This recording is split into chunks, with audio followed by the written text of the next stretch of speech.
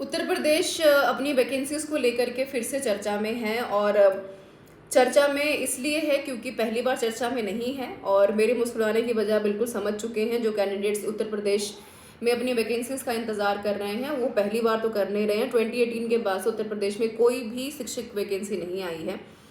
वैसे में अभी चर्चा में क्यों है ये, इन शॉर्ट में बता देती हूँ। ऑफिशियली कुछ भी नहीं है, धरातल पर कुछ भी नहीं है, हवा में ही बातें हैं, अखबारों में बातें हैं। तो अखबारों की बातों का बहुत ज़्यादा कह सकते हैं कि भरोसा करने या जताने लायक नहीं है।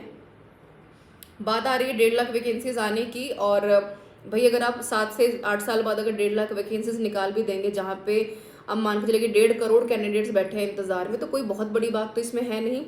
और रहती सहती बात अगर मैं कहूँ तो दूसरी बात आ रही है कि यहाँ पर आयोग ने कहा है कि भाई जो जिन स्कूलों में रिक्त पद खाली हैं अध्यापकों के, उनसे मांगे जाएं प्रस्ताव कि कितने पद खाली हैं, कितने आपको और ज़रूरत है भरने के लिए। ये सारी चीज़ें हैं। कुछ जहाँ पर बच्चे कम पढ़ रहे हैं स्कूलों में, वहाँ पर क्योंकि संख्या कम है बच्चों की, तो स्कूलों को बंद करने की बातें आ रही हैं। तो एक प्राइवेटाइजेशन वाला मोड भी अब ऑन हो चुका है धीरे धीरे राज्यों में। तो ये अपने आप में काफ़ी चिंता का विषय भी है, पर उसके बारे में भी बात नहीं कर रहे हैं। मैंने 2 दिन पहले उत्तर प्रदेश वैकेंसीज को लेकर के एक वीडियो यहाँ पर बनाई थी आपके डिमांड के ऊपर। पेपर 1 के कंप्लीट प्रिपरेशन को किस तरीके से आपको आगे लेकर के जाना है। दिसंबर 2023 में डॉक्यूमेंटेशन के माध्यम से उत्तर प्रदेश शिक्षक आयोग ने कहा था कि भाई अब जब यूपी में हम पेपर करवाएंगे तो पेपर 1 का कंप्लीट पैटर्न हम चेंज करेंगे और उसमें पेपर 1 भी ऐड करेंगे जो जनरल पेपर होता है। अब वैसे में इस चर्चा के बाद मेरे पास मोर ओवर 147 मैसेजेस सिर्फ ऐसे हैं कैंडिडेट्स के, जहाँ पर बच्चों ने सिर्फ ये सवाल मेरे से पूछा है कि वैकेंसीज कब तक आएंगी, इस साल आएंगी, नहीं आएंगी, वैकेंसीज का इंतज़ार है, वेट कर रहे हैं। 2018 के बाद से क्या एलिजिबिलिटी क्राइटेरिया में हम फिट बैठेंगे, क्या एज बढ़ाई जाएगी, ये सारी चीज़ें हैं।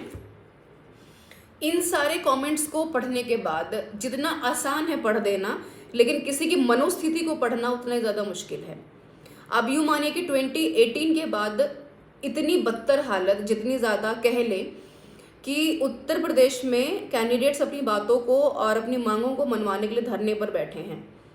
तो कैंडिडेट्स पढ़ाई कब करेगा? सबसे पहली बात तो यही है कि 2018 में जो कैंडिडेट 24 से 25 साल में कहीं न कहीं एक अलग धारणा में तैयारी कर रहा था, 5 से 6 साल बाद जब उस पेपर में बैठेगा तो शायद उसका जो मोटिव है या उसका जो डायरेक्शन है वो बदल चुका होगा। वो पेपर देने के लिए पेपर में बैठेगा, क्वालिफाई करने वाले जोन में शायद ना बैठे।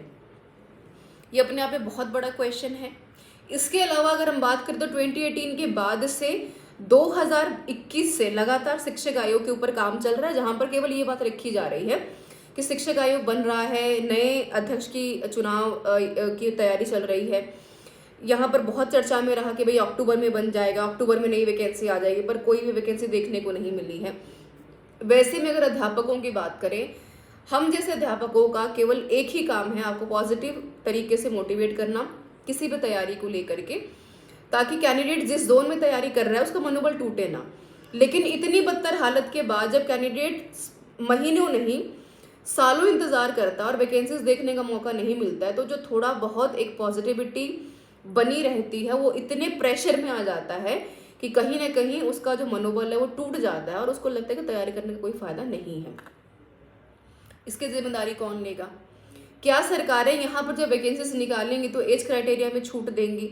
भैया 25 साल से अगर यहाँ पर कैंडिडेट 38 साल में जाकर के अध्यापक बन जाता है तो इसका जो खामियाजा कैंडिडेट ने भुगता है फाइनेंशियली और सोशली, उसका खामियाजा कौन भुगतेगा? और अगर बन भी गया आपने 10 साल दाव पर लगा करके, तो उसका फ़ायदा क्या होगा?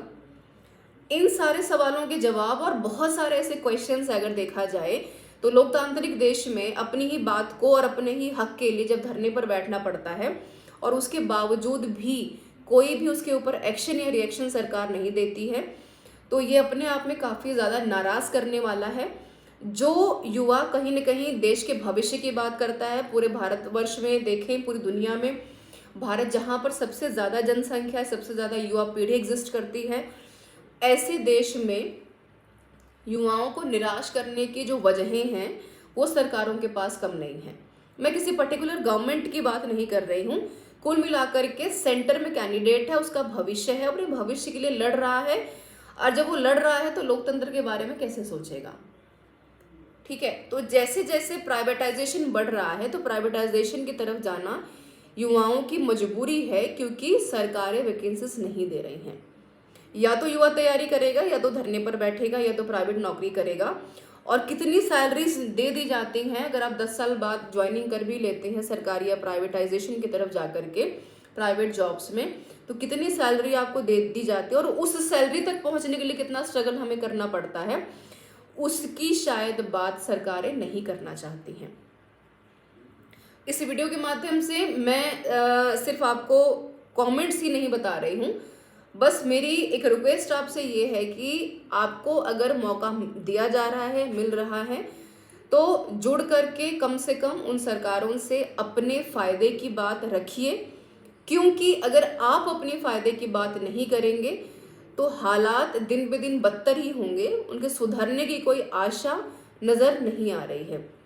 अखबारों में बात करना काफ़ी आसान आपके लिए हो सकता है, लेकिन उससे कहीं ज़्यादा मुश्किल होता है जब एक कैंडिडेट धरातल पर आकर के संघर्ष करता है अपने ही देश में, अपने ही अधिकार के लिए, अपने ही रोजगार के लिए। This is all about the session everyone. इस वीडियो को शेयर कीजिए, जुड़िए, बात कीजिए, और ये शुरुआत आपको करनी पड़ेगी एक साथ मिल करके, तभी कुछ बेहतर हो सकता है। Thank you so much for being with me.